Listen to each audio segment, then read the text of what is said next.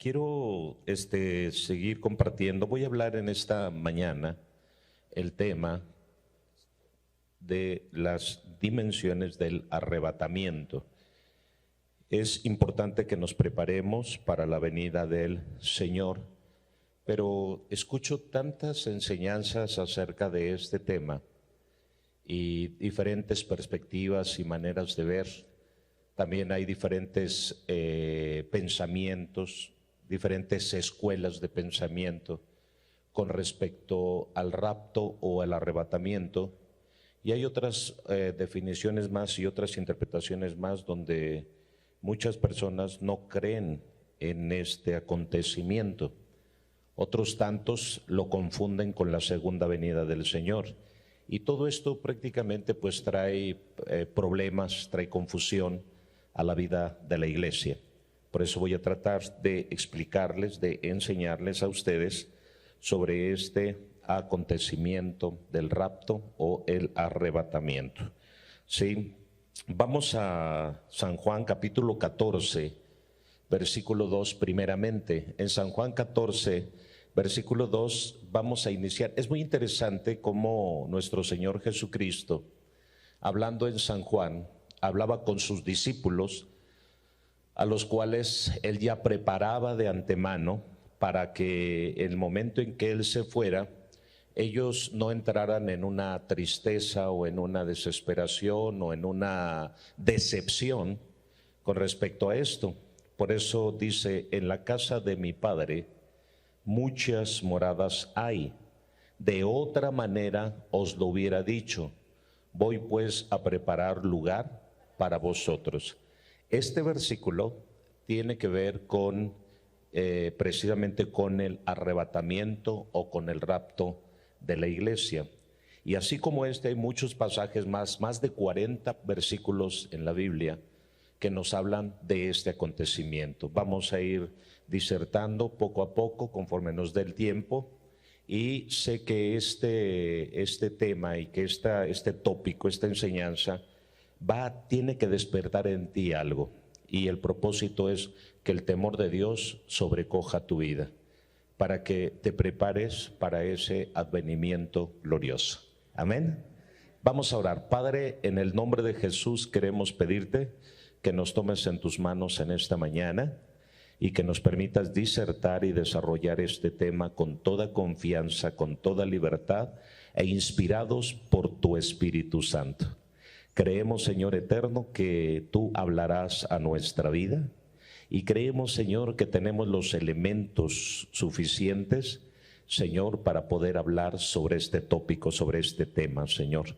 Sé también, Dios, que guiarás mi vida, guiarás mis pasos, Señor, guiarás mis palabras, guiarás mi corazón y mi mente a una conexión con tu Espíritu, Señor, para transmitir fielmente este mensaje a tu iglesia, Señor. Prepáranos en esta mañana, Padre, para que cuando llegue el tiempo estemos listos y nada nos agarre de sorpresa. Muchas gracias, Señor, porque tú estás en medio de nosotros y tu Espíritu nos guía a toda verdad y a toda justicia. En el nombre de Jesús, amén. Aleluya. Ocupen su lugar, por favor. En Mateo, capítulo 24, sí, Jesús, primeramente, aquí en San Juan, Jesús ya anunciaba su partida. Él ya estaba preparando a sus discípulos, diciéndoles en que Él habría de cumplir la asignación de morir. Por eso el versículo 1 dice, no se turbe vuestro corazón ni tenga miedo, creen en Dios, crean también en mí. Y después de ahí dice, en la casa de mi Padre muchas moradas hay. De otra manera se los hubiera dicho, voy pues a preparar lugar para vosotros. Y luego dice el versículo 3, dame el versículo 3 por favor, versículo número 3. Y si me fuere y os aparejare el lugar, vendré otra vez y os tomaré a mí mismo, para que donde yo estoy, vosotros también estéis. Os tomaré a mí mismo. En el capítulo 24 de Mateo. Este mensaje que Jesús da en el Monte de los Olivos. Jesús salió de Jerusalén. Jerusalén es un monte. Y el Monte de los Olivos es otro monte, es un monte enfrente de otro monte. La distancia que existe entre el Monte de Jerusalén y el Monte de los Olivos es muy corta, es aproximadamente de unos 3 kilómetros, a los cuales el Monte de los Olivos es más bajo que el Monte de Jerusalén. Así que Jesús en un pasaje dice, subamos, sí, a Jerusalén, porque el Hijo del Hombre va a ser entregado. Por eso es que decía subamos, porque realmente tenían que caminar y subir a donde estaba el templo de Jerusalén y la pequeña ciudad de Jerusalén. Jesús advertía sobre este acontecimiento, que él se tendría que ir, pero también anunciaba sobre la promesa de que él se habría de ir, pero que él volvería otra vez. Y volvería y dice, y los tomaré a mí mismo, para que donde yo estoy, ustedes también estén. Y esta palabra o esta promesa se refería a la iglesia. Acuérdense ustedes que está el pueblo de Israel, que es el pueblo de Dios, el pueblo que fue escogido desde el principio para que de ahí naciera el Mesías. Pero también está la iglesia, la cual se fundó hace 2000 años. El hombre, aunque la antropología dice que tiene millones de años sobre la faz de la tierra, el hombre, conforme a la Escritura, hablando de la primera creación de Dios, Adán y Eva, el hombre se cree que tiene, conforme a la Escritura, 6000 años de habitar este planeta Tierra.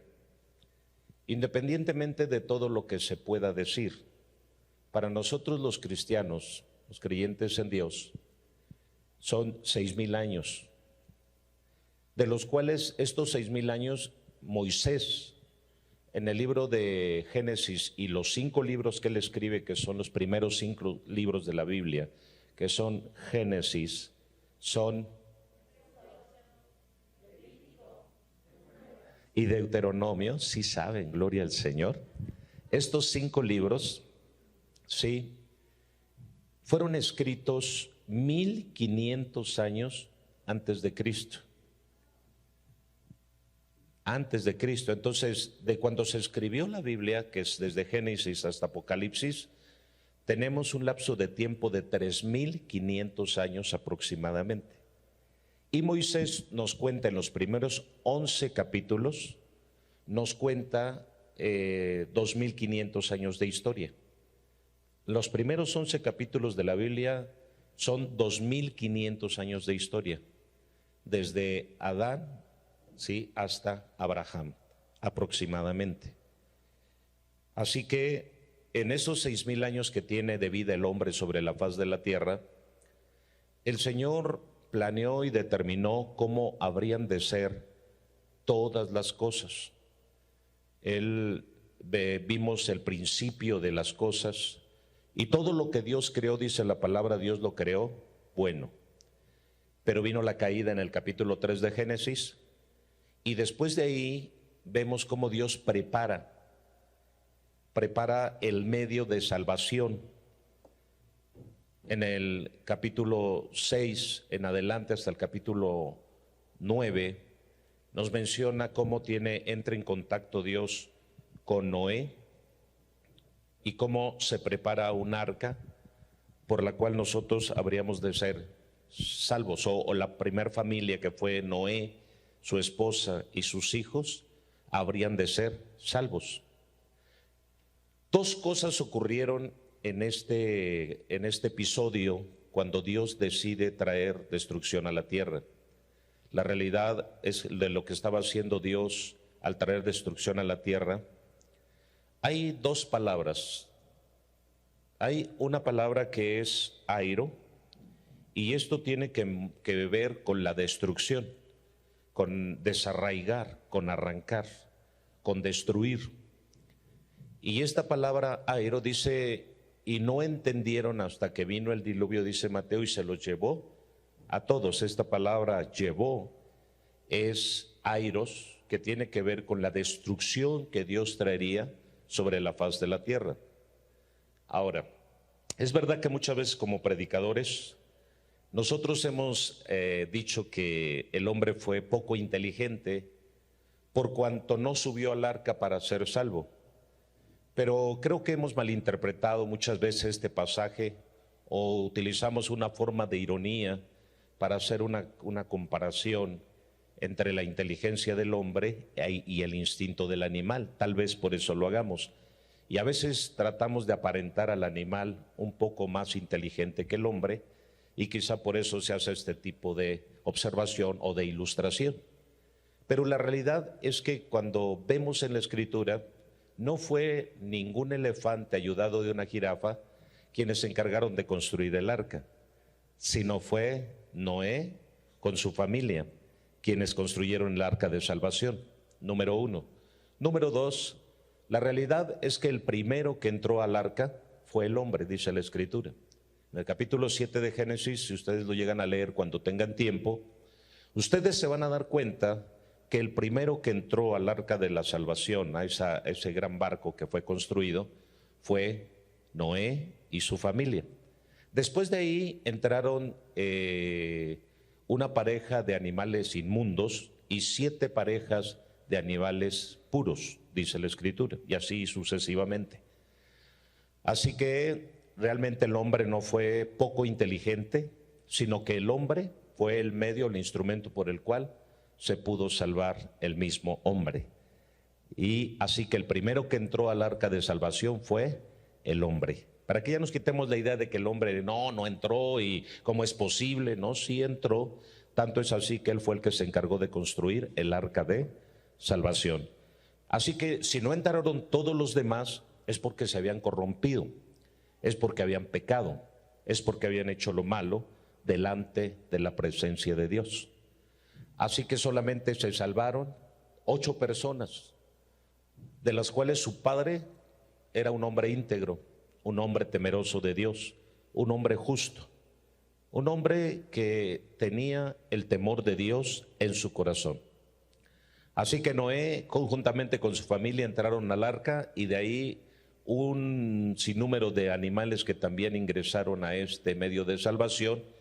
Y después dice la Escritura que ellos fueron levantados, ellos fueron movidos, removidos de ese lugar, y así pudieron ellos alcanzar esta salvación. Después de un año, entonces ya pudieron descender del arca, y de ahí comenzaron a reproducirse, dice la Escritura. ¿Ok? ¿Están aquí? Ahora, ¿por qué tengo que contar esta historia? Porque el arca de salvación es una sombra o un tipo de lo que habría de acontecer al final de los tiempos.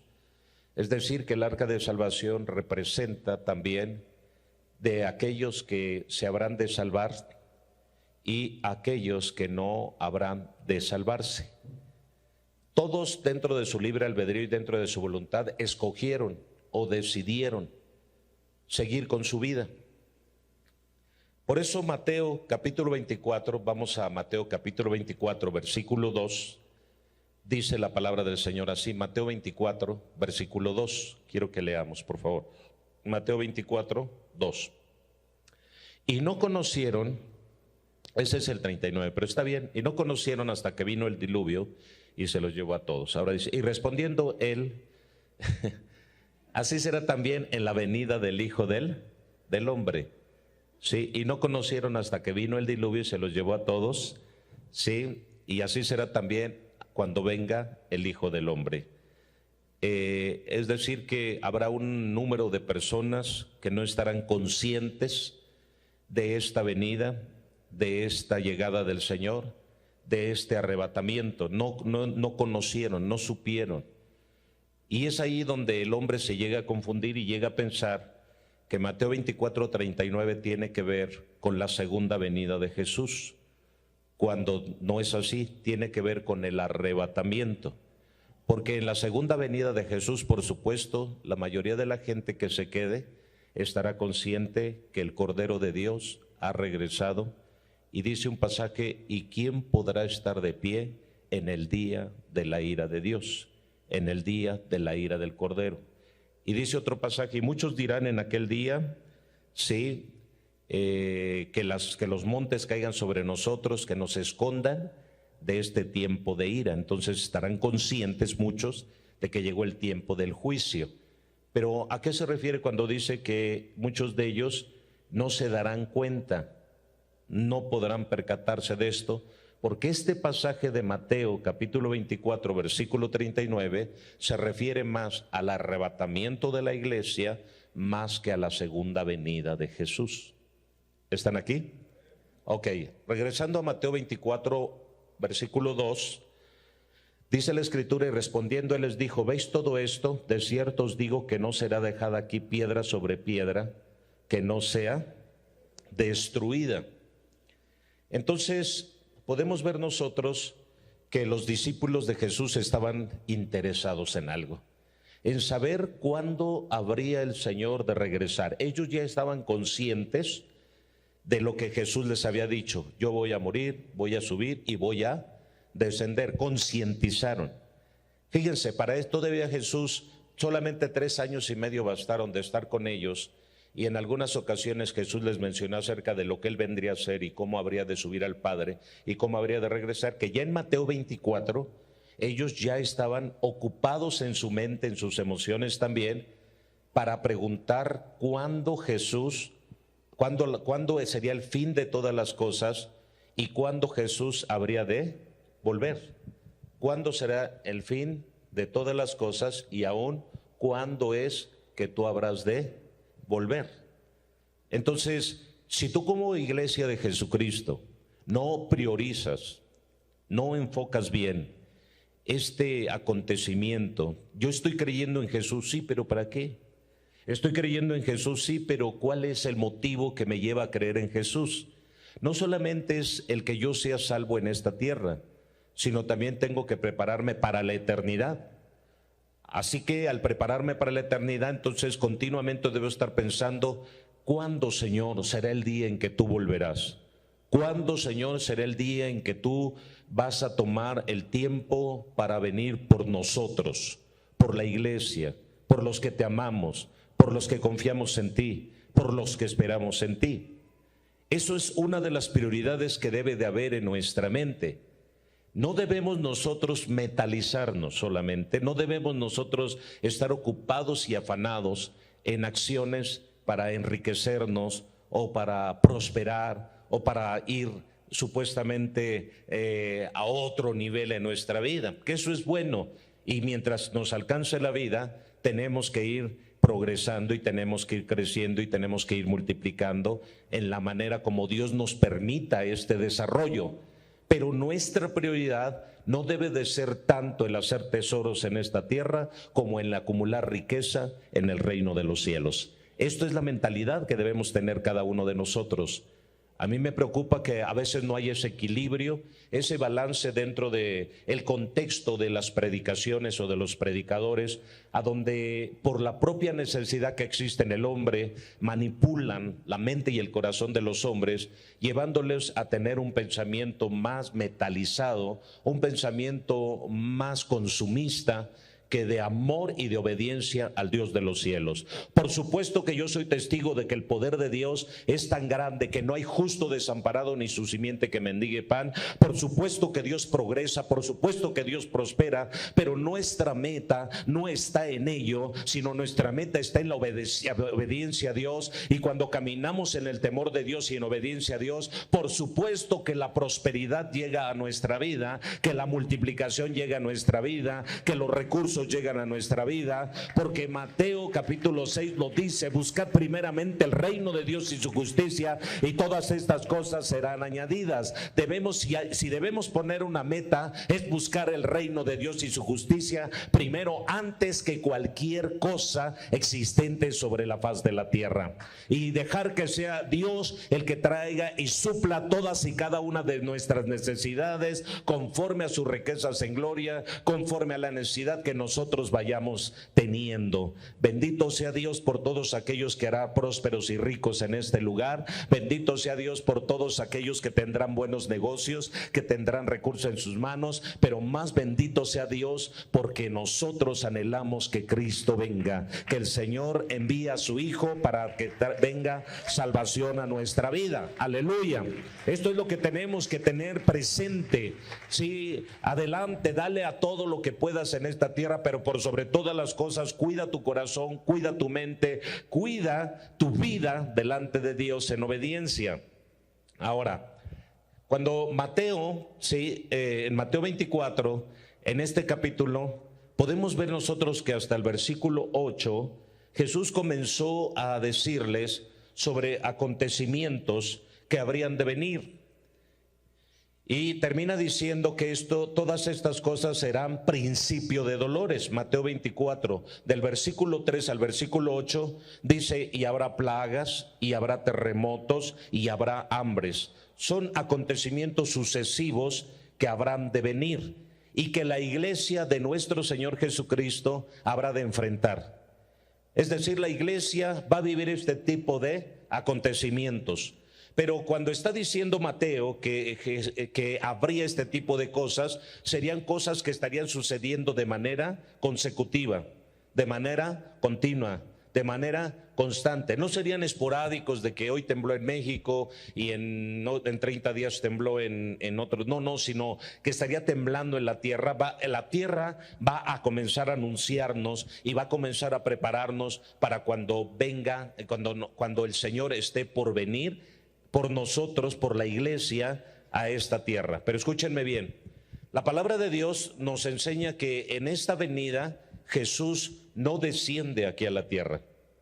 Jesús no baja hasta acá, hasta la tierra. Por eso es que muchos llegan a confundirse, porque llegan a pensar que en la venida de Jesús, Jesús vendrá y pondrá sus pies en el monte de Jerusalén. Algunos llegan a decir: y Jesús pondrá sus pies en el monte de Jerusalén un pie, y en el otro pie lo pondrá en el monte de los olivos. Y llegan a pensar que entonces eso se refiere a la segunda venida de Jesús. Por supuesto que no es así. La venida de Jesús la segunda venida de Jesús es una, y entre lo que es la ascensión de Jesús y la venida de Jesús hay dos puntos intermedios. Escúchenme bien. Esos dos acontecimientos que vendrán entre la ascensión de Jesús y la segunda venida de Jesús serán dos acontecimientos. Uno va a ser el arrebatamiento de su iglesia, y el otro acontecimiento va a ser lo que es conocido en la Biblia como el periodo de la grande tribulación, o el día de la ira de Dios. ¿Están aquí? Ok. Entonces, podemos ver nosotros hasta el versículo 8 que eso es principio de dolores. Plagas, hambres, terremotos, guerras y rumores de guerras. Esto es lo que estará aconteciendo antes de la venida del Señor. Algo que llama mi atención es que después de 1945, cuando terminó la Segunda Guerra Mundial, es necesario que se levanten instituciones como la ONU, Organización de las Naciones Unidas, y todos ellos se encargan de traer quietud, reposo, paz sobre la faz de la tierra. Tanto es así que el eslogan de la ONU es paz y seguridad. La palabra de Dios me dice en Apocalipsis también que salió un caballo blanco con un jinete y con un arco en su mano, pero sin flechas. Esto también me muestra algo. Quiere decir que desde 1945 a la fecha, la Organización de las Naciones Unidas ha estado trabajando para que haya paz y seguridad sobre la faz de la tierra y que se eviten las guerras, como aconteció en 1914 de 1914 a 1918 y como aconteció de 1939 a 1945, donde se perdieron millones de vidas a causa de la guerra. La guerra trae pobreza a las naciones, la guerra trae hambre, la guerra trae destrucción.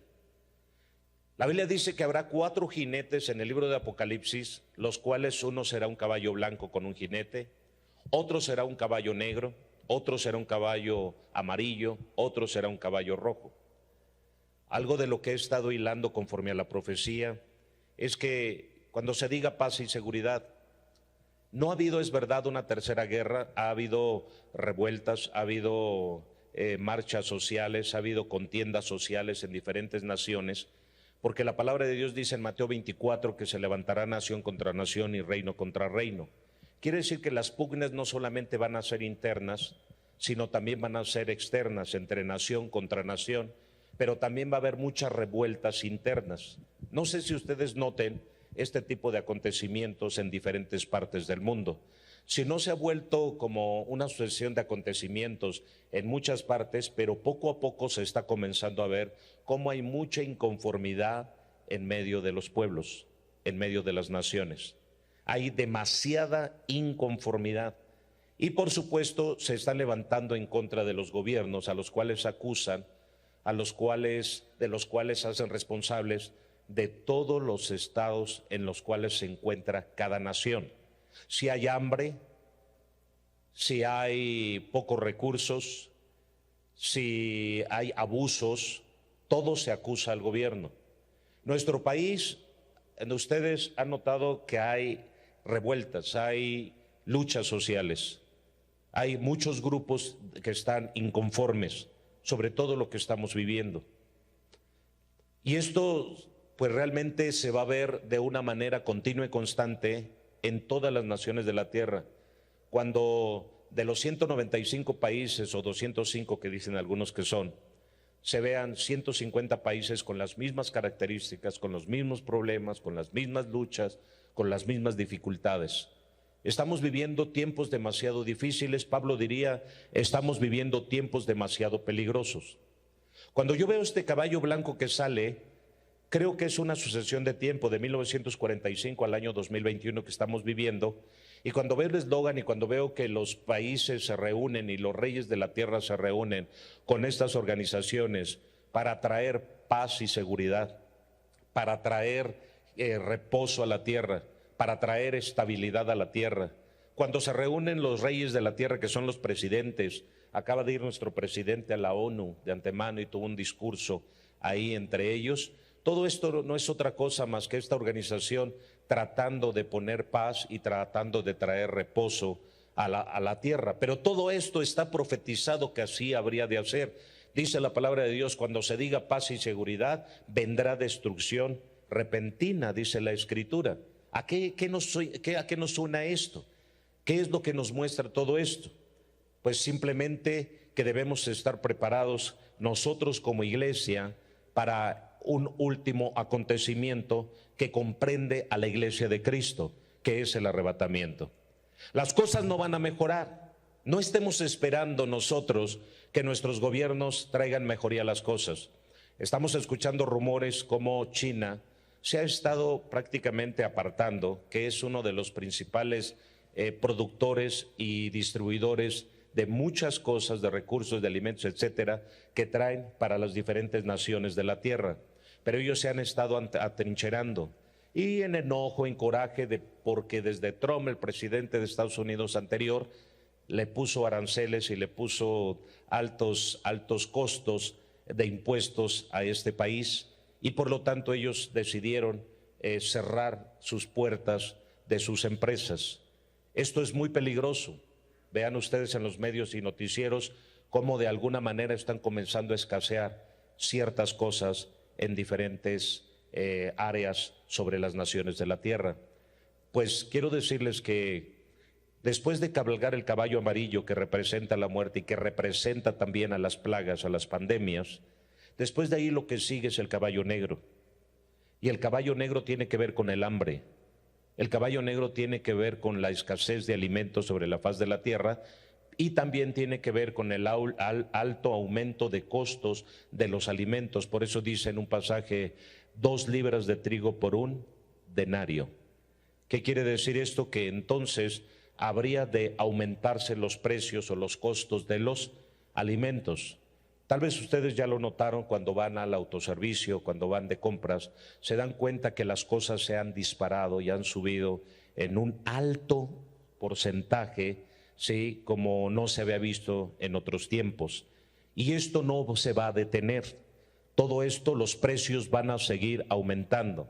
Otra de las preocupaciones que vemos en las redes sociales, que vemos como en los comunicadores, son las partes desproporcionadas que hay entre los pobres y los ricos, cómo cada vez más se van separando los pocos ricos que hay sobre la faz de la tierra y cómo cada vez está habiendo menos personas de clase media alta y están yéndose al nivel de la pobreza. Todo esto es cosas que estamos viendo, que se están planteando a nivel social, que están en términos de comunicación y de diálogo por este fenómeno que está ocurriendo. Y la realidad es porque se está preparando el camino para la entrada triunfal de este ser llamado en la Biblia el anticristo. Anticristo es aquel que se pone en contra de Cristo, pero también es aquel que se pone en el lugar de Cristo. ¿Sí? Entonces, no solamente tiene que ver un anticristo en contra de Cristo, sino tiene que ver aquel que se pone en el lugar de Cristo. Por eso todas estas marchas sociales, estos movimientos que estamos teniendo y que estamos viendo, de marchas que están en contra del orden, en contra de los principios y de los valores morales, desafortunadamente no es otra cosa más que marchas sociales que están preparando el camino para el último acontecimiento que habrá de estar o de surgir sobre la faz de la tierra. También es necesario que haya este tipo de inestabilidad. Después del caballo negro vendrá el caballo rojo, que es el caballo de la guerra, el cual culminará en una gran batalla que es el Armagedón, y esto acontecerá en el Medio Oriente, ¿sí? En ese campo llamado Armagedón, en Megiddo, ahí donde está la tierra de Israel. Pero ¿por qué tengo que platicarles todo esto para hablar acerca del arrebatamiento? Porque debemos entender nosotros que todo está ligado. Nada está separado, todo está ligado, un acontecimiento con otro está ligado, y que si no entendemos el contexto de esto, tampoco entenderemos el tiempo del arrebatamiento. La palabra de Dios también nos habla acerca de una parábola, que es la parábola del trigo y de la cizaña. Este acontecimiento, esta parábola nos habla acerca del arrebatamiento. Cuando se dice, alguien ha venido y ha plantado cizaña en mi campo, así que, ¿qué hacemos? Vamos y cortamos la cizaña. Dijo el Señor, no hagan eso. El Señor mandará a sus ángeles para que hagan este tipo de trabajo, porque no siendo que queriendo cortar la cizaña, ustedes terminen cortando juntamente con la cizaña el trigo. Esto nos muestra también el arrebatamiento. Quiere decir que cuando venga el tiempo final, en el arrebatamiento, no va a ser un acto de humanos, no va a ser un acto de decisión humana, sino es un acto de decisión del cielo. Dios determina en qué momento enviará a su Hijo, y Dios determina, porque del día y de la hora nadie sabe. Pero sí es cierto que el Hijo vendrá para arrebatar a aquellos que han estado caminando con Él en esta tierra, que han sido obedientes a su palabra, que han creído en su palabra, que se han sujetado a su palabra, que el temor de Dios ha sido el estandarte con el cual han caminado sobre esta tierra. ¿Ok? Mateo capítulo 24, el versículo 9 y 10 nos habla acerca de acontecimientos que vendrán. Entonces, escúchenme bien, cuando ustedes escuchen de guerras, de rumores de guerras, ¿sí? Cuando ustedes escuchen que hay hambres, cuando ustedes escuchen que hay plagas y que se están desatando, que ya hemos estado escuchando eso y que ya fuimos víctimas de una pandemia todos y cada uno de nosotros, pero va a decir, pastor, en 1920 vino otra pandemia, sí, pero no estaba todavía cumplido lo que Daniel había dicho en el capítulo 12 acerca de que la ciencia se aumentaría de antemano. Entonces estamos en el tiempo donde la ciencia se aumentó y estamos en el mejor tiempo para hacer posible que en todas partes del mundo se pueda proyectar una imagen están con los hologramas de antemano que se pueden proyectar, ¿sí?, al cielo, y se pueden proyectar imágenes a las cuales mucha gente van a ser confundidos y van a ser engañados. Por eso hay personas que dicen, es que vimos como ángeles caminando arriba, vimos como seres angelicales, vimos como que era Jesús, como que era Dios que caminaba entre las nubes. Todo esto son imágenes que se pueden proyectar ya desde satélites, desde determinados lugares, para que la gente sea confundida. Esto se le llama un concepto Bloom. Y así que todo esto es la preparación para la entrada triunfal del anticristo sobre la faz de la tierra. Así que mientras el diablo está preparando, ¿sí?, a la humanidad que le sirve a él y que cree en él para la grande tribulación, el Espíritu Santo está preparando a la iglesia para el arrebatamiento. A ver, ¿están aquí? Dije, el Espíritu Santo está preparando a la iglesia para el arrebatamiento.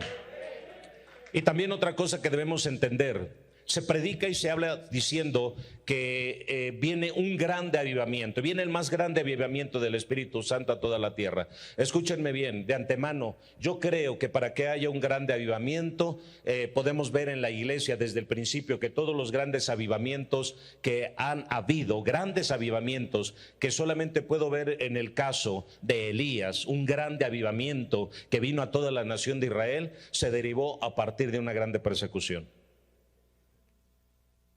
O sea, los grandes avivamientos que se profetizan y que se hablan no pueden venir sin una grande persecución. La iglesia solamente se va a avivar cuando venga una grande persecución. Jesús ascendió a los cielos, ve un segundo grande avivamiento.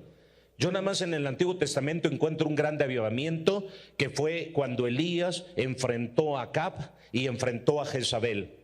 Es ahí cuando veo el grande avivamiento.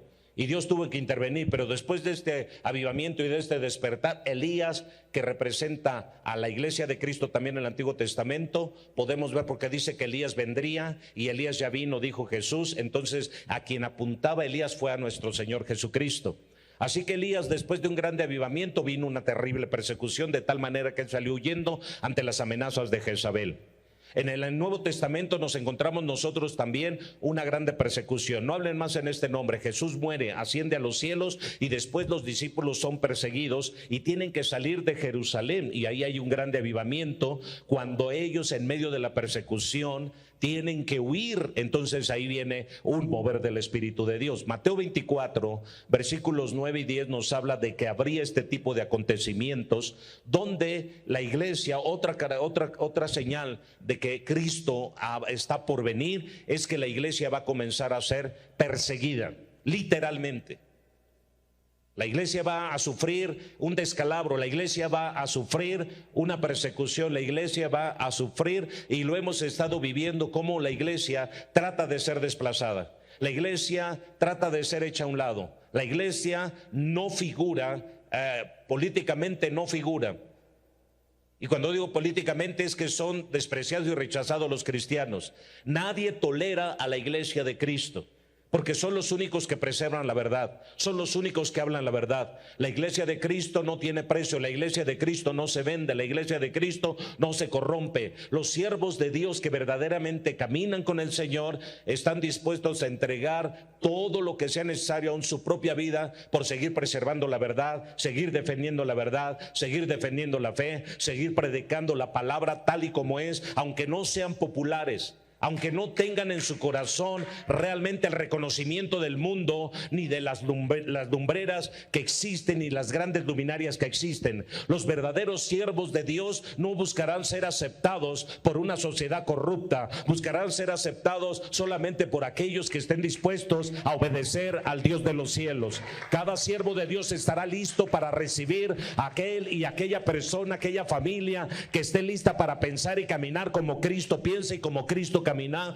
sobre la faz de la tierra. Se terminarán las luminarias, se terminarán aquellos grandes proyectos, aquellas grandes ideas humanas, y se dará paso a una terrible persecución que vendrá. Dice la palabra de Dios que la persecución será tan difícil en la vida de muchos que aún el mismo miedo va a aterrorizar a los hijos, y los propios hijos se entregarán a los padres y los padres se entregarán a los hijos. Esos son los niveles de lo que nos espera para este último tiempo, antes de la venida de Cristo, o antes del arrebatamiento de Cristo para con su iglesia. Así que la traición y la deslealtad serán una característica, el carácter de los hombres que caminen sin el temor de Dios.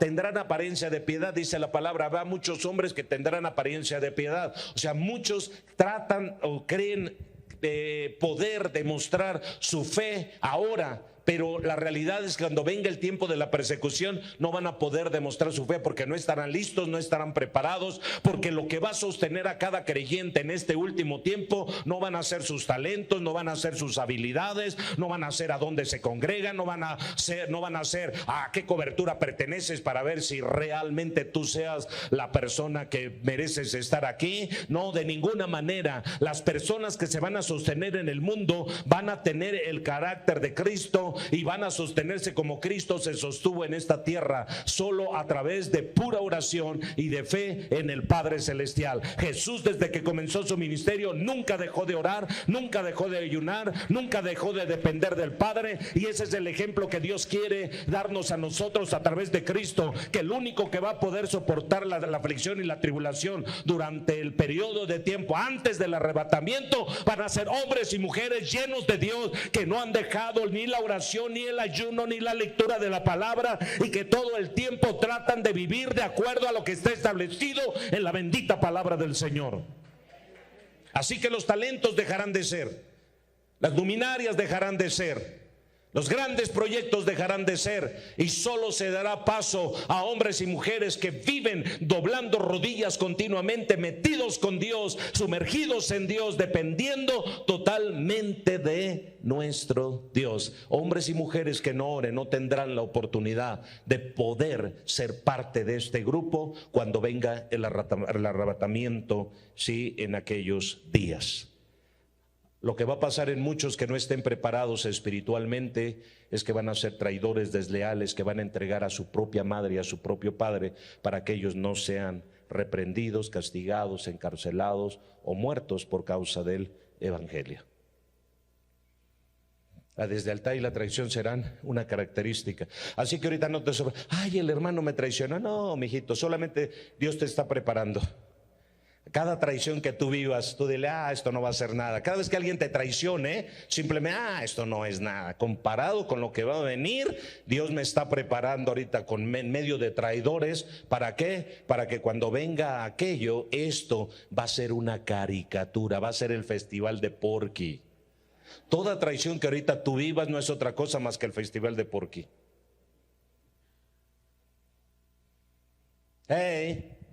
Y muchos, imagínense estas alturas, ay, me traicionó y se quiere cortar las venas. Imagínate, sí, y esto no es nada cuando en aquel día tu propia madre diga, ¿dónde está el fulano que dice creer en Cristo? Está allá abajo de la cama, sáquenlo. Esto va a ser una realidad. Muchos piensan que esto es un cuento que no va a suceder nunca, pero va a suceder porque Jesús lo profetizó diciendo que aún entre familiares se entregarán. Después del versículo 14, ¿sí? Dice la palabra de Dios, versículo 13 y 14. Dámelo por favor, versículo 13 y 14. ¿Quién está en la Biblia? ¿Sí me pusiste el versículo 10, 9 y 10? Pónmelo por favor, porque para avanzar, 9 y 10, ¿qué hora es? Ok. Versículo 9 y 10, por favor, dice, entonces os entregarán para ser afligidos y os matarán y seréis aborrecidos de todas las gentes por causa de mi nombre. Esto se refiere a la iglesia, no es el pueblo de Israel, no es la grande tribulación, esto es la iglesia antes del arrebatamiento. Dame el versículo 10, dice la escritura. Versículo número 10 dice, y muchos entonces serán escandalizados y se entregarán unos a otros y unos a otros se aborrecerán. Dame el versículo 11 por favor. Dice la palabra de Dios, y muchos falsos profetas se levantarán y engañarán a muchos. Que en aquel tiempo todavía se levantarán los falsos profetas. No te preocupes, todo está bien, va a haber un avivamiento, sí, pero no les están diciendo cómo será este acontecimiento. Pensarán todo va a estar tranquilo, tú relajado, tú tranquilo, no pasa nada, sigue relajado, sigue sin esforzarte, sigue sin consagrarte, sigue sin santificarte, no hay necesidad de eso. El que sigue, versículo 12, Dice y por haberse multiplicado la maldad, el amor de muchos se va a resfriar. El que sigue, versículo 13. Miren, mas el que perseverare hasta el fin, este será salvo. Entonces notemos nosotros, acontecimientos sucesivos, versículos 2 al 8, principio de dolores. Es decir, que si ahorita nos está doliendo lo que está pasando, ¿cuánta gente está dolida porque perdió un ser querido a causa de la pandemia? Pues en aquel tiempo se va a multiplicar aún más todavía esto. ¿Y qué va a pasar cuando se le murió el hijo al faraón? En lugar de haberse arrepentido y reconocido al Dios de los cielos, se ensorberbeció más, se llenó más de rencor contra Dios, de tal manera que fue y persiguió a su pueblo. Y no perseguía a Israel, perseguía a Dios. Y esto es lo que va a acontecer en el último tiempo. Esto es lo que va a pasar en el último tiempo, que todo este tipo de acontecimientos van a hacer al hombre cada vez más insensible y va a hacer que el hombre se endurezca todavía mucho más en su vida, para que de esta manera pueda aborrecer completamente a Dios y culpar a Dios de todas sus desgracias. Porque es lo que suele hacer el hombre cuando alguien se le muere o cuando tiene alguna pérdida. Siempre culpa a Dios de sus desgracias. Nunca el hombre es responsable de sus propias desgracias, sino solo Dios. Y antes sea Dios verdadero y todo hombre mentiroso. Las desgracias que hay en la tierra es gracias al pecado que practicamos por habernos olvidado de Dios. Todos los que se olvidaron de Dios están en camino de muerte. Por eso las cosas les van mal. Por eso todo les sale mal, porque se olvidan de Dios. Entonces dice, mas el que persevera hasta el fin. Escúchenme bien, este versículo 13, dame el versículo 14. Estos dos versículos 13 y 14 nos dicen, y será predicado este evangelio del reino en todo el mundo por testimonio a todos los gentiles, y entonces vendrá el fin. Esto se refiere al arrebatamiento, al fin de la era de la iglesia. ¿No les alegra? Al fin de la era de la iglesia. Nosotros somos la iglesia de Cristo. Somos una parte de esa iglesia en todas partes del mundo. Así que hay millones de personas que están creyendo como tú y como yo ahora mismo en la tierra, ¿sí? Que están creyendo en Jesús, que están creyendo en sus promesas, que están esperando por Él. Pero escúchame, así como va a haber un carácter que va a aborrecer, un carácter que va a ser traidor, un carácter desleal, también el carácter de los hijos de Dios me lo menciona ahí. Y Jesús dijo en el versículo 13 y 14, me está diciendo cómo debe de ser mi carácter. Dice la palabra, regrésate al 13. Ahorita te voy a decir cómo debe ser tu carácter. El carácter de todo hijo de Dios. Mas el que perseverare hasta el fin, este será salvo. Cuando hablo de perseverancia, hablo de aquel. Solo para poder tener perseverancia se requiere uno de los frutos del Espíritu Santo de Gálatas 5, 20, 21, que es la paciencia. Necesitamos paciencia. Todos y cada uno de nosotros, ¿saben qué está haciendo Dios aquí en la tierra? Nos está preparando. Por eso dice la palabra de Dios que la prueba de vuestra fe produce, la prueba produce, la prueba produce, la prueba produce. Por eso, ¿sabes qué pasa? Debemos entender desde el reino, desde el principio de la palabra. Cada vez que tú tengas una prueba en tu vida, no te quejes, porque todas las cosas ayudan a bien a los que con un propósito han sido llamados, es decir, a los que aman a Dios. Si tú amas a Dios, sabes que la prueba está desatando y desarrollando en ti algo hermoso, algo poderoso. Está haciendo crecer un fruto, y es el fruto del Espíritu Santo de Dios. La manera para poder permanecer al final de los tiempos, el fruto que se requiere es el fruto de la paciencia. ¿Qué es lo que hoy más se ve en la vida de las personas? La impaciencia. Son impacientes. Vas en el vehículo y hay impaciencia con el vehículo que viene atrás. Tantos accidentes de motociclistas y de bicicleteros se debe precisamente a la impaciencia del hombre. Hay mucha impaciencia. Policías impacientes que no tienen la cortesía, la amabilidad, la caballerosidad, el respeto, la autoridad correcta para saber corregir lo que se hace mal. Tenemos policías, tenemos gobiernos incompetentes porque no tienen paciencia. Tenemos padres de familia que no son pacientes. Tenemos esposas impacientes. Tenemos maridos impacientes. Tenemos hijos impacientes. Lo que hoy opera más es la impaciencia. Es decir, rápido nos prendemos, somos de mecha corta, rápido nos enojamos, rápido nos airamos, rápido estamos listos y prestos para rápido responder de manera negativa a la agresión verbal, física. No somos capaces de poner la otra mejilla. ¿Están aquí? Hoy en día la gente vive acelerada. Hoy en día la gente vive desubicada.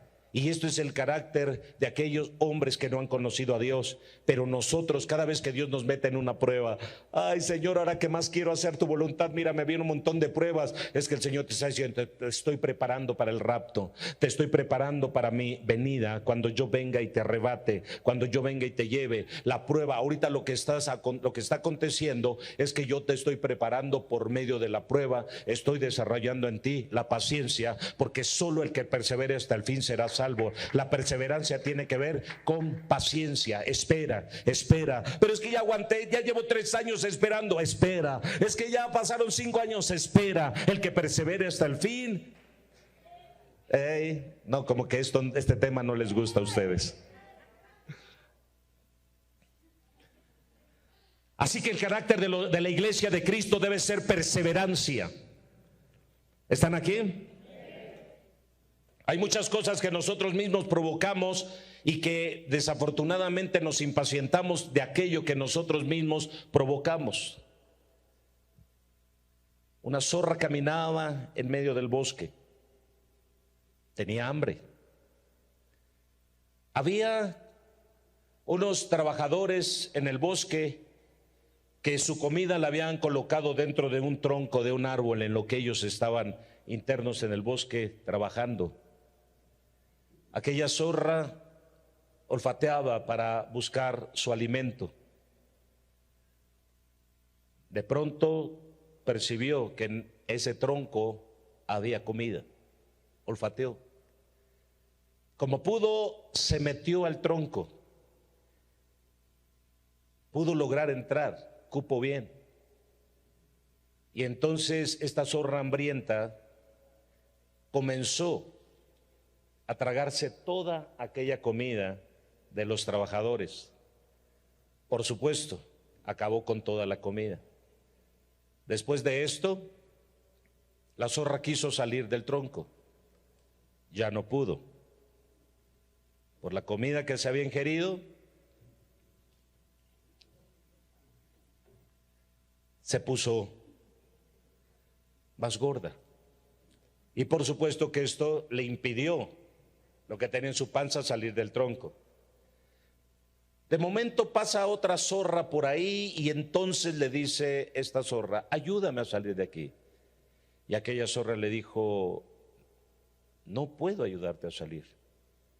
Dijo, pero ¿por qué no?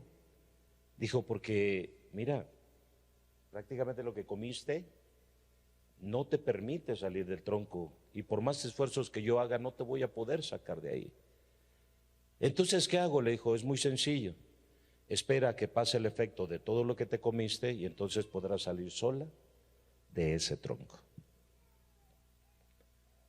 Muchas veces nosotros nos metemos en problemas, somos nosotros quienes nos metemos en problemas y estamos esperando que otros nos saquen del problema. Cada uno de nosotros tenemos que aprender, como aquella zorra, ten paciencia a que todo vuelva a su cauce y a su normalidad para que pueda salir.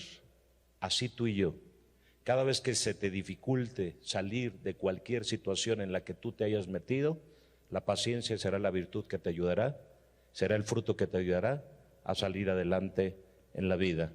Y para poder ir con Cristo, la paciencia es el fruto con el cual tú estarás listo y preparado para poder ir con el Señor en el arrebatamiento. Aleluya. Así que cada uno de ustedes considere esta situación. El carácter que debemos de tener debe de ser de paciencia. En su momento les voy a mostrar, conforme a la Escritura, cuán importante es que nosotros trabajemos con la paciencia en nuestra vida. Si nosotros no trabajamos con la paciencia, entonces desafortunadamente vamos a ser personas que no vamos a poder prepararnos para la venida del Señor. Vamos a la Escritura, por favor. Vamos a leer Primera de Tesalonicenses. Aleluya.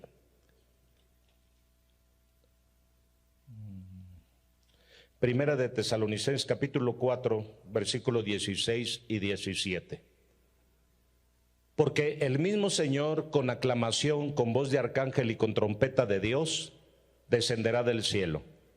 Y los muertos en Cristo resucitarán primero. Fíjense bien, versículo que sigue.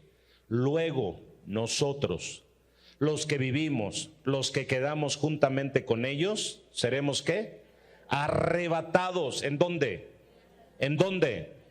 ¿En dónde? ¿En dónde? En las nubes. A recibir al Señor. ¿En dónde? En el aire. Y así estaremos siempre con Él. Entonces, esto es la iglesia de Cristo. La iglesia de Cristo va a ser arrebatada. La iglesia de Cristo va a ser levantada. Cuando hablamos de arrebatamiento, esta palabra de ser arrebatados, hay una palabra griega que es arpazo. Y esto significa ser sustraído de una forma violenta, o ser arrancado o ser sacado con gran fuerza. Por supuesto, para poder hacer esto, también es ser arrancado, ser sacado con gran velocidad. El apóstol Pablo en este capítulo dice, porque no todos dormiremos, sino que seremos transformados. ¿En cuánto tiempo vendrá esa transformación? En un abrir y cerrar de ojos. Este va a ser el tiempo que se va a tardar el arrebatamiento. Va a ser un parpadeo. Así que la gente que no esté preparada es la gente que se va a quedar.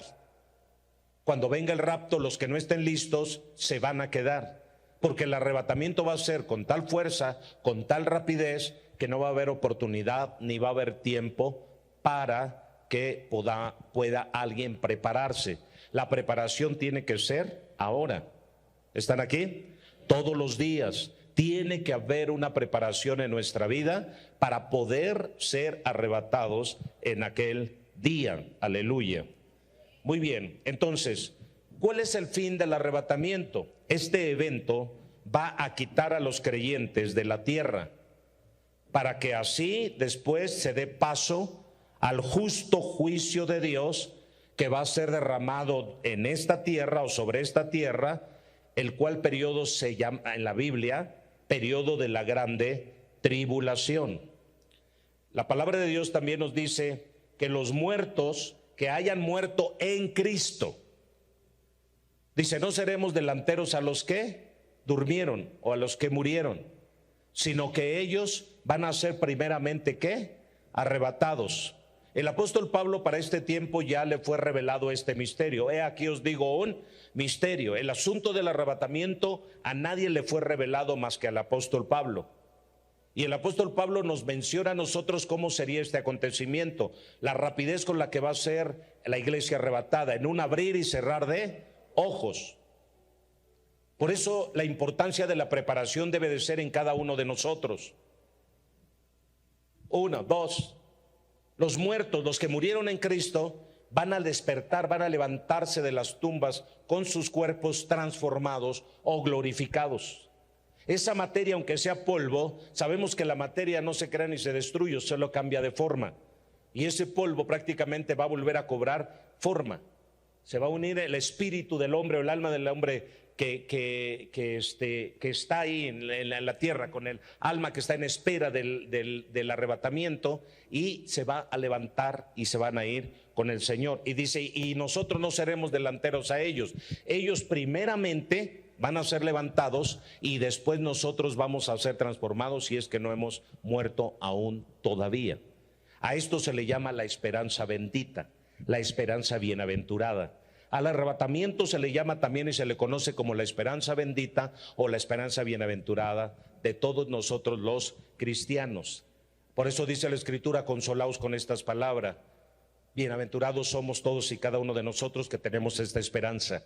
Es verdad que hay tribulación, es verdad que hay hambre, es verdad que hay pruebas, es verdad que hay luchas, es verdad que habrá pandemias, es verdad que habrá tantas cosas tan difíciles de superar en estos últimos tiempos, pero también es verdad que hay un arrebatamiento del cual nosotros seremos librados de acontecimientos peores que van a ocurrir en esta tierra. Eso es la iglesia. La iglesia no solamente recibe a Cristo, ya es salva, espera su muerte y entonces va a resucitar en el día postrero. No, señores, la iglesia tiene la esperanza que en el último tiempo va a haber personas que van a estar vivas y que cuando Cristo venga en el arrebatamiento, esas personas van a ser transformadas, sus cuerpos van a ser glorificados, van a ser preparados para poder vivir en la eternidad con el Dios de los cielos. Aleluya. Bendito sea el Señor. Primera de Juan 3:2. Dice la Escritura, Primera de Juan 3:2. Muy amados, ahora, fíjense, está hablando en un tiempo presente. Ahora tú y yo somos hijos de Dios. Juan está diciendo, es ahora lo que él estaba viviendo con la iglesia. Ahora somos hijos de Dios. Y aún, fíjate, ahorita somos hijos de Dios, pero aún no se ha manifestado lo que hemos de ser. Está hablando del rapto. Pero sabemos que cuando Él apareciere, que es el rapto, seremos semejantes a Él, porque le veremos como Él es.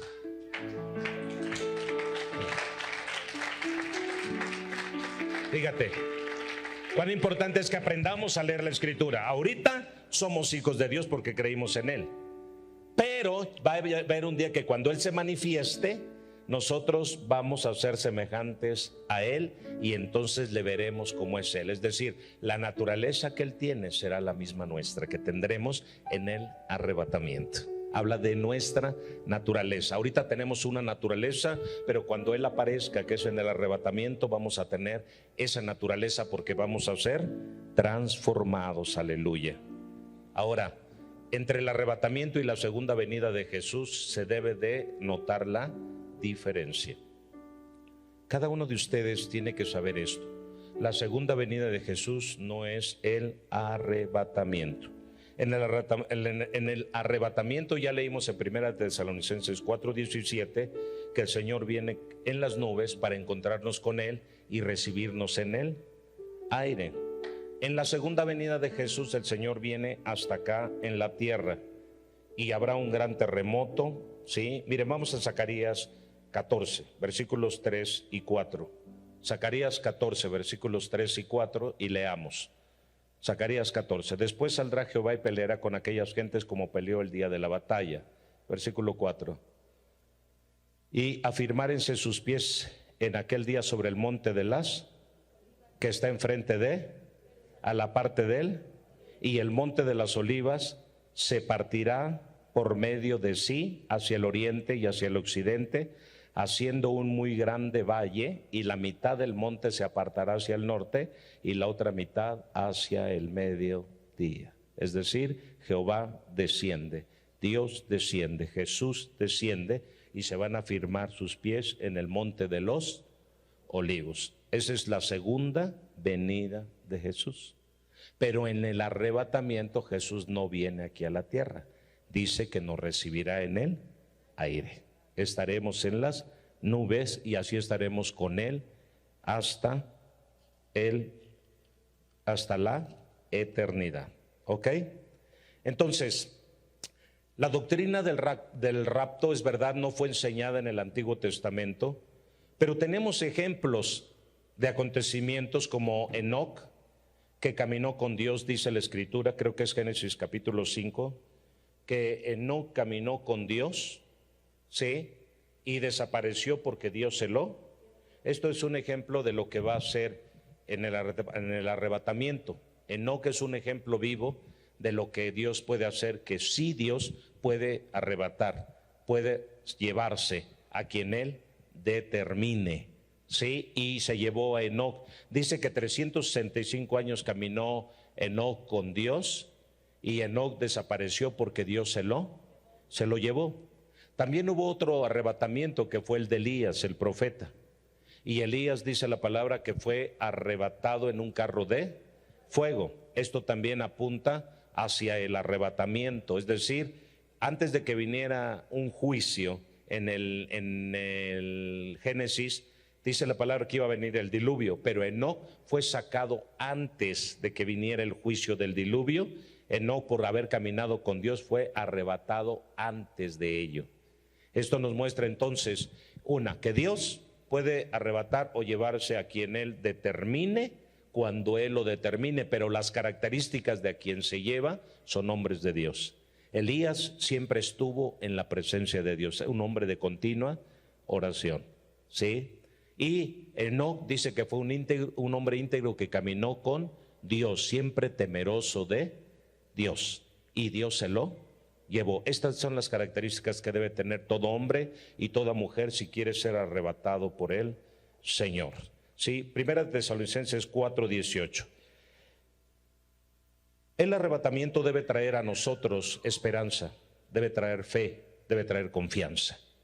Sí, dice la palabra, por tanto, consolaos los unos a los otros en estas palabras. ¿De qué está hablando? Del arrebatamiento.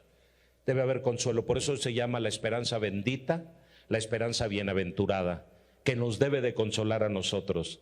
No importa cuántas pruebas, cuántas luchas podamos vivir ahorita, ni cuántas cosas habrán de acontecer en los próximos días o en los próximos años, en la próxima década. No importa todo lo que estemos por vivir, lo cierto es que Dios prometió rescatarnos, Dios prometió llevarnos, Dios prometió venir por nosotros, y Él es fiel y Él es Dios y Él no miente, y Él va a llevarnos con Él cuando llegue el tiempo. Aleluya. Bendito sea el Señor. Ahora, escúchenme bien. El arrebatamiento, Primera de Tesalonicenses 5:2, dice la Escritura así, en el arrebatamiento, Primera de Tesalonicenses 5:2, dice, porque vosotros sabéis bien que el día del Señor vendrá así como ladrón en la noche. ¿Qué quiere decir esto? El arrebatamiento va a tener ciertas características. Él vendrá como ladrón en la noche. Por eso se habla de un rapto, porque nadie se va a dar cuenta, solamente los que van a ser sustraídos, los que van a ser arrebatados. Nadie se va a dar cuenta. Por eso dice, y no entendieron hasta que vino el diluvio y se los llevó a todos. Esas son las personas que no están conectadas con la venida del Señor. Pero los que estén conectados con la venida del Señor, sí estarán preparados y estarán apercibidos y escucharán cuando el Señor venga.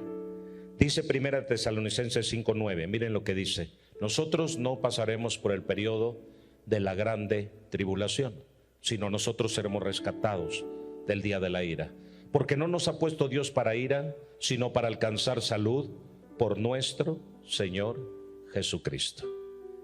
Dios nos librará, dice Apocalipsis también, creo que es 2:10 o 3:10, dice que Dios nos librará de la ira que ha de venir sobre la faz de la tierra. Pero debemos entender que la ira de Dios no es otra cosa más que las copas y las trompetas que sonarán y que traerán juicio sobre la faz de la tierra. Nosotros no vamos a evadir ciertas cosas que nos van a tocar vivir. Entre ellas probablemente nos toque el tiempo del aparecimiento del anticristo y nos toque la parte del principio de dolores. Sí nos va a tocar vivir hambre, persecución. Sí nos va a tocar vivir momentos difíciles. El avivamiento vendrá en medio de una persecución. El avivamiento vendrá en medio de una prueba difícil, en medio de una grande lucha. No podemos nosotros evadir o evitar este acontecimiento. Es muy cómodo comenzar a hablar, comenzar a decir que la iglesia no le va a pasar nada. Ustedes tranquilos, ustedes sigan viviendo como van, en ese confort, en esa comodidad. No importa si no ayunas tanto, no importa si no oras tanto, no importa si no te consagras tanto. Al final tú eres un hijo de Dios y te vas a ir con Dios. Discúlpame, pero esto no va a ser así. Si el Señor decide venir en esta década, que yo de verdad pienso que muy probablemente pueda ocurrir en esta década o a más tardar en la otra década, de los 30 a los 40. Lo cierto es que el Señor, su tiempo está demasiado cerca y nosotros debemos estar preparados. Volviéndonos a 1 Tesalonicenses capítulo 5 versículos 1 al 3, dice la Escritura así. Con esto ya termino esta primera parte de la enseñanza. Porque Dios no nos ha, empero acerca de los tiempos y de los momentos no tenéis, hermanos, necesidad que yo os escriba.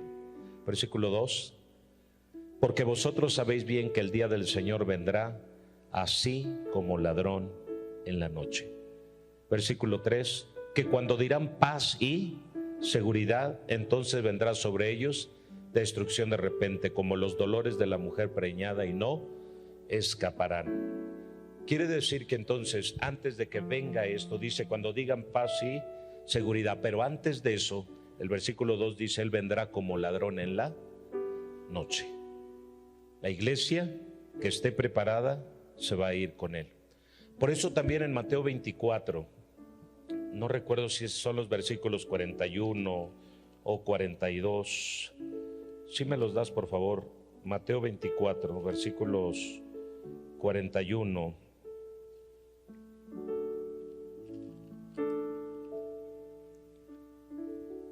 Ahí está. Dice, 2 mujeres moliendo en un molinillo, la una será tomada y la otra será dejada. Esto es arrebatamiento.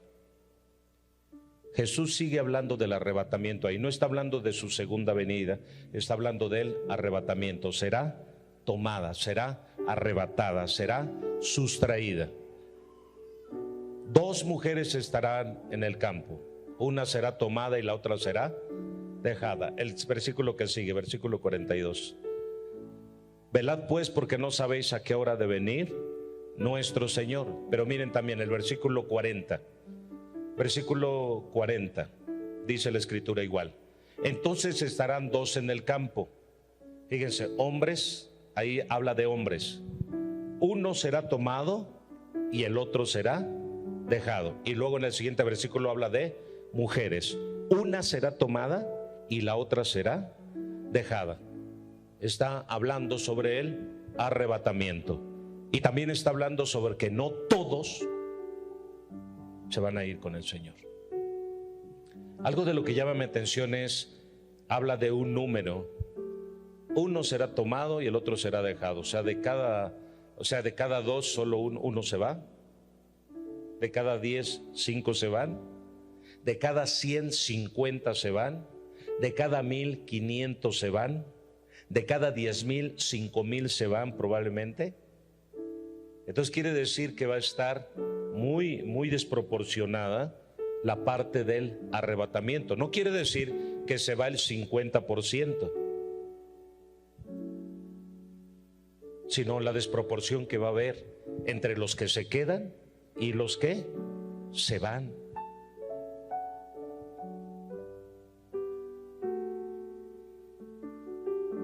Ese es el fin de lo que la iglesia está esperando y en lo que está trabajando la iglesia.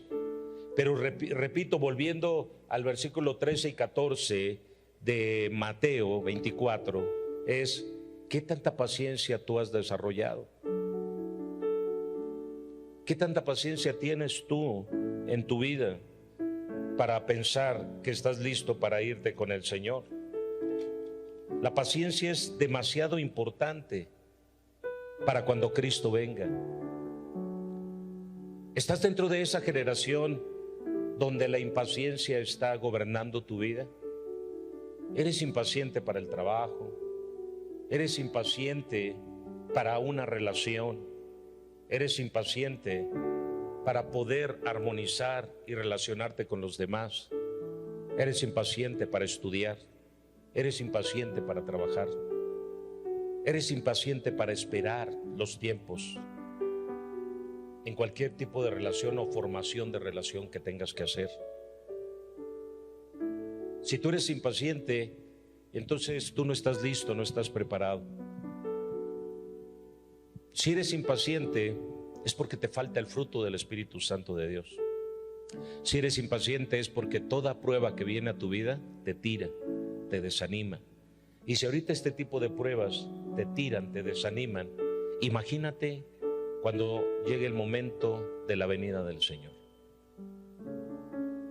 La Biblia dice claramente que los que perseveren hasta el fin, estos serán salvos. ¿Cuántas veces has querido tirar la toalla? ¿Cuántas veces has querido dejar el camino? ¿Cuántas veces has querido abandonar el propósito? Y realmente lo que te pasa no es nada comparado con lo que habrá de venir después. Y si estas pequeñas pruebas que no son nada ya te desaniman, imagínate cuando te digan te vas a ir a la cárcel por causa del Evangelio. Muchos, no quiero decirlo, pero debo de decirlo, muchos no van a aguantar la presión, no van a poder soportar la presión, no van a poder superar la prueba. Yo sí los exhorto a que se esfuercen en el ayuno, se esfuercen en la oración. Y más en esta década que viene. Ustedes se van a dar cuenta cómo ahorita viene una recesión fuertísima, una inflación tremenda, precios, costos van a aumentarse demasiado. No va a haber recurso que alcance para poder nosotros sobrevivir. La marginación entre los ricos y los pobres se va a ver muy marcada.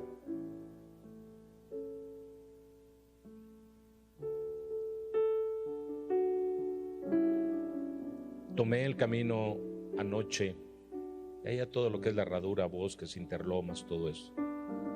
Y veo cómo todos los millonarios se han atrincherado en todas esas zonas. Cuando vemos series o películas que tienen que ver con la diferencia de clases sociales y cómo en un futuro los ricos prevalecerán sobre los pobres y cómo los pobres están fuera de una demarcación como una zona desértica donde hay necesidad y cómo todos los grandes muros rodean la ciudad de los ricos. Cuando veía todo eso yo decía, vaya, aquí están todos atrincherados, qué tan difícil será poder edificar un gran muro alrededor de todos estos lugares. No creo que cueste trabajo. Hay lugares donde definitivamente no se puede entrar. Tú vas aquí por la Mexicana, ahí hay un túnel que cruza y que baja para la parte de los millonetas que están aquí bajo los puentes de los poetas. Y están bien protegidos y nadie puede entrar ahí. Hay zonas donde se te restringe la entrada de los millonarios, solo tienes que tener acceso para poder entrar ahí. Hoy en día ya encontramos este tipo de lugares. Va a llegar un momento en que esto va a ser una realidad y que todos los que tienen posibilidades económicas van a estar amurallados y la mayoría de la gente pobre va a estar como a su suerte. Por eso Jesús, cuando vino, Él nos mostró el camino y nos mostró el cuidado que Él tendrá de nosotros. Bienaventurados los pobres, bienaventurados los que sufren. Lean Mateo 5, 6 y 7. Y en el Sermón del Monte ustedes verán cosas tan extraordinarias, porque Jesús tiene preocupación por todos nosotros. Los ricos se preocuparán por su riqueza y se preocuparán por sus bienes y se preocuparán por ellos mismos. Pero ¿quién se ocupará del pobre? Dios. ¿Quién se ocupará del que no tiene? Dios. ¿Quién se ocupará del que sea desahuciado y relegado por un gobierno corrupto? Dios. Porque cada vez los gobiernos se corromperán más.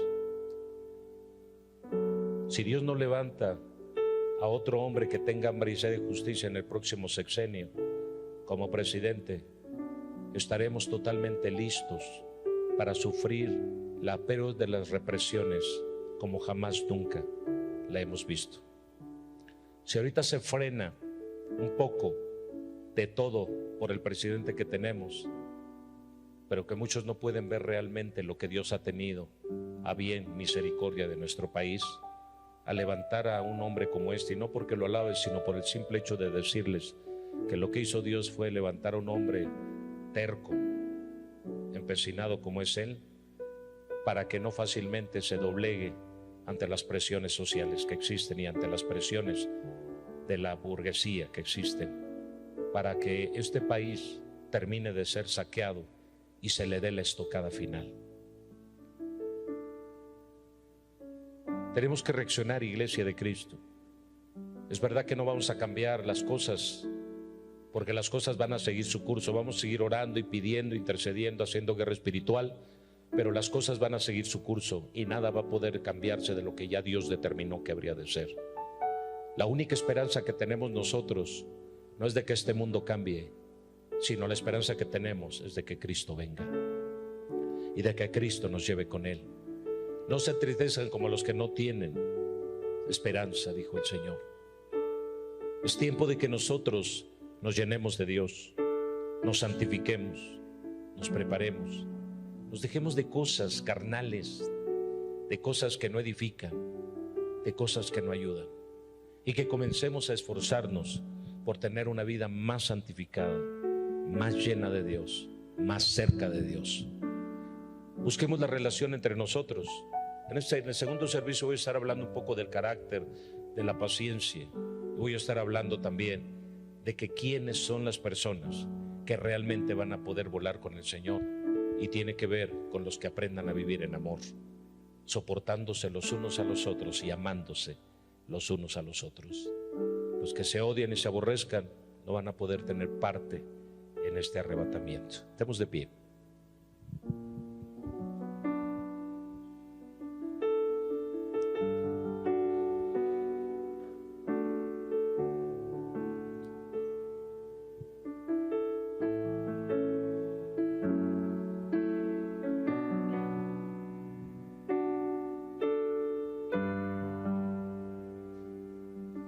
Aleluya. Si en este momento el Señor tomara la decisión de venir, ¿estás listo para irte con Él? ¿Estás preparado? ¿Tu vida está consagrada a Él? ¿Está dedicada a Él? ¿O has descuidado esa parte en tu vida? Piénsalo. ¿Qué puertas tienes abiertas? ¿Qué has hecho mal? Puedes reconsiderar en esta mañana y volver tu corazón al Señor. Padre, gracias. Queremos sentarnos un día a tu mesa. Queremos un día estar delante de ti y disfrutar de esa cercanía por siempre y para siempre. Padre, perdónanos. Perdónanos porque vivimos muy confiados. Vivimos con actitudes erróneas, afanados. Muchos se han olvidado de ti, Señor. Muchos viven afanados en sus cosas diarias, metalizados, absorbidos por la mentira, por el engaño de la hipocresía religiosa que existe sobre esta tierra. Muchos piensan que están bien delante de ti. Muchos creen que por lo que hacen, Señor, por lo que practican, piensan que están bien delante de ti. Muchos se olvidan, Señor, de ti. Muchos viven confiados en sus bienes materiales, confiados, Señor, en sus talentos, en sus habilidades. Muchos confían, Señor, en los bienes de la tierra. Muchos confían en sus influencias, en ese tráfico de influencias que hay y en las cuales ponen su esperanza, ponen su confianza. Muchos te han negado. Sus frutos no son los adecuados, no son los correctos.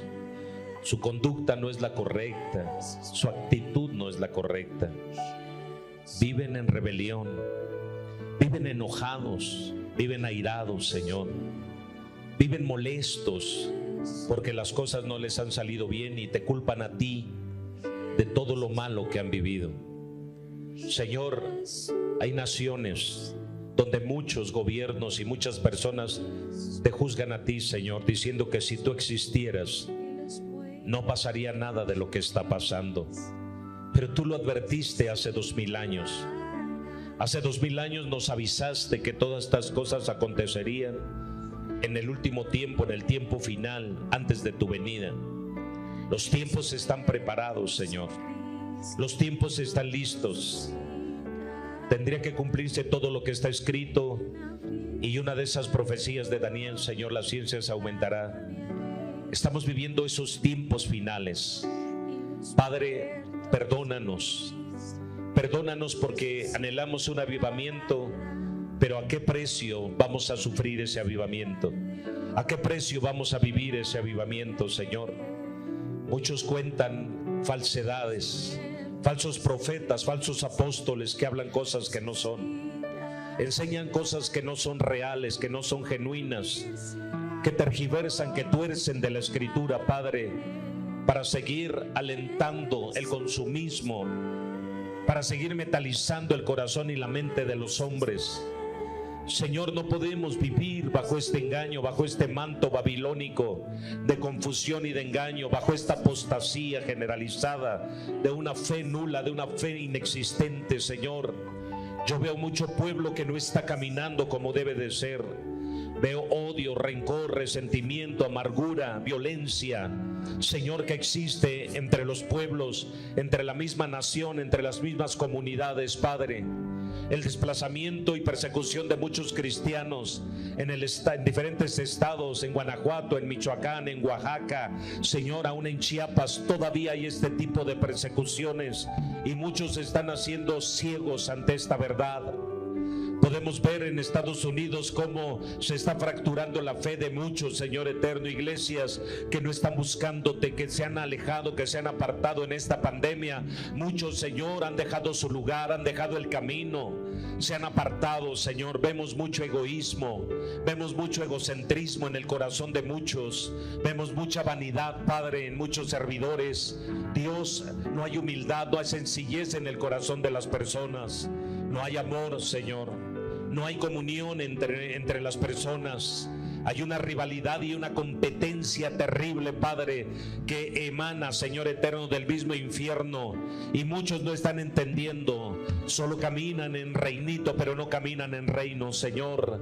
Las cosas no están bien en la tierra. Gobiernos corruptos, gobiernos mentirosos, Señor eterno, que caminan complaciendo el deseo y el corazón de la gente, Padre, aunque estén torcidos, aunque estén mal, Señor, plasmando y trayendo leyes a las cuales les llaman leyes justas, Señor, leyes de tolerancia, pero que están destruyendo la moralidad en la sociedad, Padre, y nadie está haciendo nada, Señor eterno. No importa cuántas marchas y cuántos movimientos, Señor, puedan levantarse a favor o en contra, Padre, lo cierto es que esto nos habla de la gran degradación del ser humano, cómo ha caído, Señor, peor que una bestia, peor que un animal, Señor eterno, esa bestia de hierro que nada siente, esa bestia, Señor, que sale del mar, que resurge del mar entre los pueblos, entre las naciones, para engañar, para llevar a la gente, Señor, a aceptar cosas corruptas y abominables, Padre, y hacerlas, Señor, como justas y correctas dentro de nuestra sociedad. Sodoma y Gomorra, Señor, se han levantado.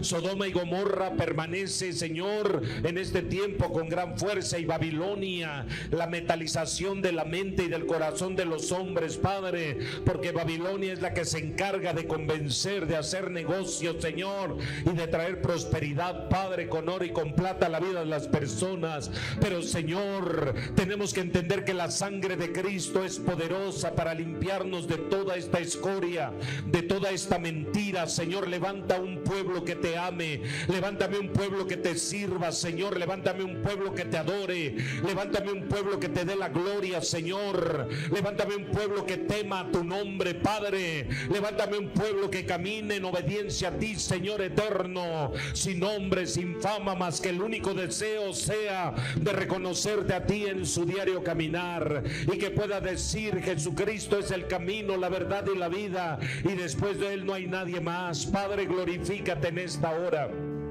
Glorifícate en esta hora, Señor eterno, en el nombre poderoso de Jesús. Que la iglesia despierte, que se espabile, Señor. Que la iglesia deje de pecar, que los jóvenes dejen de pecar, dejen de mentir, que los adolescentes dejen, Señor, del orgullo, la vanidad, la soberbia de la vida, Padre.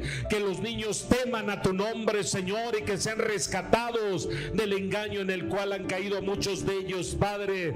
Que los ancianos se pongan a orar y ayunar, que los adultos asuman la responsabilidad dentro de la familia, Padre, y que los fuertes hagan tu voluntad, Señor.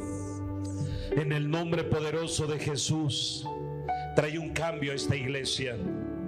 Yo solo te pido una iglesia santa, una iglesia pura, una iglesia limpia, Señor, una iglesia obediente que haga de ti su prioridad, Padre.